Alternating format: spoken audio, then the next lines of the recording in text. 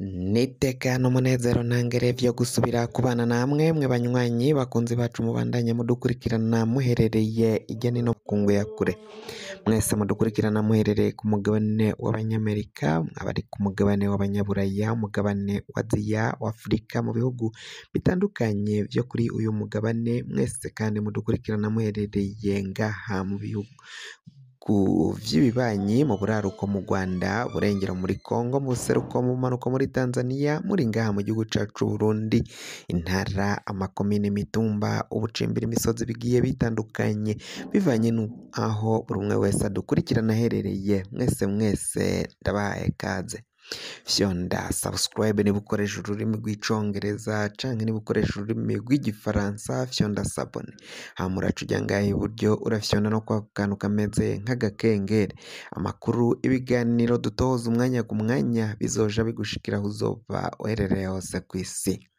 Amakuru agezweko ariko aravugwa ngaha mu gihugu cacu Burundi, reka tuyatangurire mu gisata c'umutekano, aho ibisase ntezwantoke 4 vyatowe mu ntara ya Bujumbura rirare muri zone Maramvya muri komine Mutimbuzi. Ivyo bisase 4 vyatowe ntezwantoke bikaba vyatowe mw'itongo ry'umwe mu batwara imbonerakure, ni mu gihe yari hahejeje iminsi hatowe ibindi bisase n'ubundi mw'itongo ry'utwara imbonerakure ngaho muri iyo komine ya Mutimbuzi. Benshi rero ubwoba bukaba bwabatekeye bavuga ko ivyo bisase biriko biratogwa ku mbonerakure, bariko baribaza aho vyoba vyaraje bizanana, hakibazwa n'imvo biriko biratogwa mu matongo y'imbonerakure gusa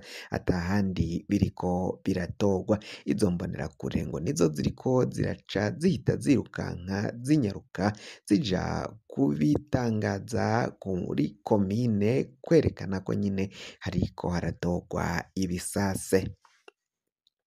Naho tuvuye muri mu gisata c'umutekano, reka tuje mu ntwaro na politike, aho rero ishengero rya Ekleziya Gatolika riramenyesha ko rigiye kuzogira uruhara rukomeye mu itegurwa ry'amatora. Ni mu gihe ubutegetsi bw'umugambwe CNDD FDD buri ku butegetsi nyine, uwo mugambwe waciye ugena abantu baja muri sepi, ariko ngo bikaboneka ko uko vyahora bigenda uruhara rwa Ekleziya Gatolika ngaha mu gihugu c'u Burundi kuri kino gihe batigeze baruha agaciro canke baruha umwanya ushemeye nk'uko biriko biragenda bivugwa na patiri ajejwe ibikorwa vya Ekleziya Gatolika ngaha mu gihugu c'u Burundi.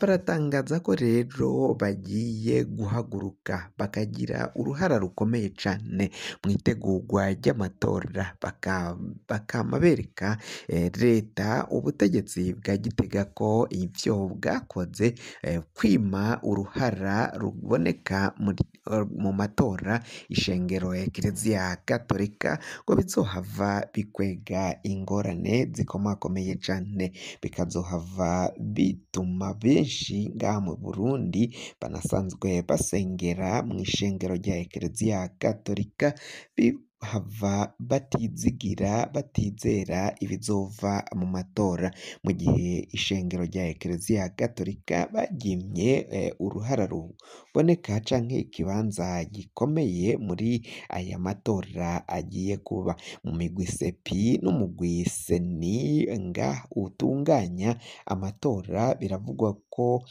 baciye bima imigambwe biboneka ko izohigana muri ayo matora barayimamwo ibibanza, ngo n'iyindi migambwe imaramaye canke yiharahaye kugira umuntu ibona bakayiha umuntu umwe kandi ico kibanza kimwe kimwe biboneka ko iyo migambwe nayo yari ikwiye kuronka ibibanza bisumvye ivyo babonye.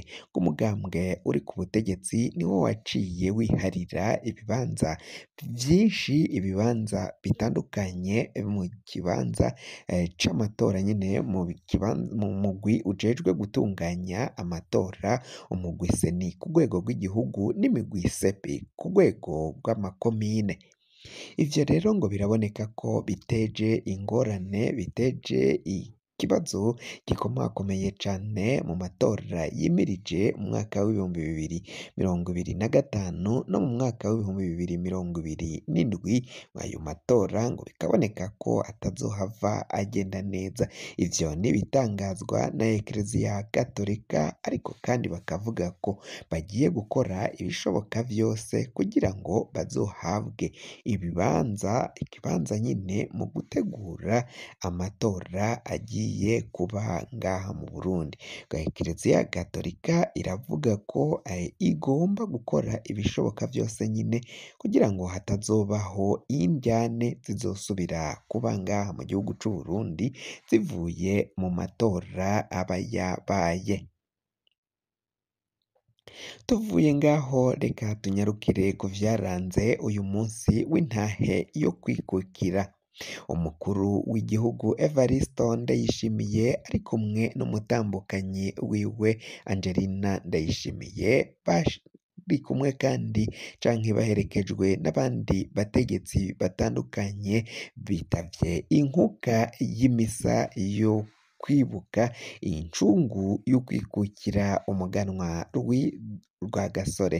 Yapfuye kw'igenekerezo nyine rya 14 ukwezi kw'icumi mu myaka 60, mu mwaka wa 61 niho yaciye agandagurwa.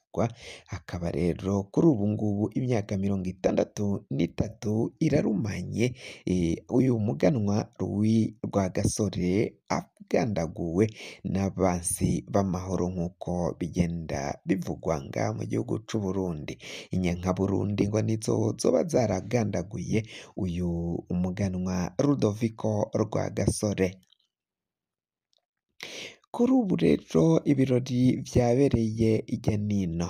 Umukuru w'igihugu kandi nyuma y'iyo nkuka y'imisa akaba yashize urugori rw'amashungwe ku cibutso caho Rwagasore ashinguye, kandi mu gihugu c'u Burundi hafi ya hose mu ntara zigiye zitandukanye, abategetsi, ababuramatari, abasoda batwaye igisirikare mu madiviziyo atandukanye akorera mu ntara zigiye zitandukanye, ab'igipolisi, abategetsi bandi batandukanye bakoranye bahurira mu nkuka z'imisa bazitavye.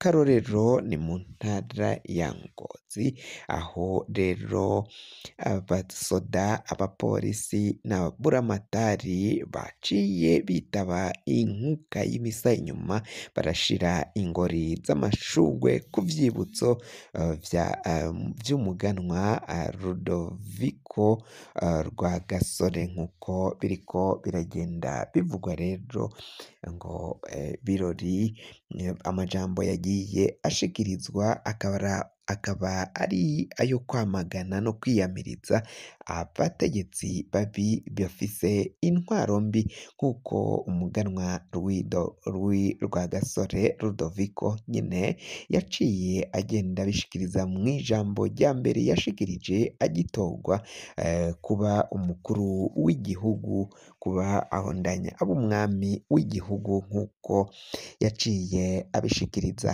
aho yari yazamutse mu mugambwe wa Iporona.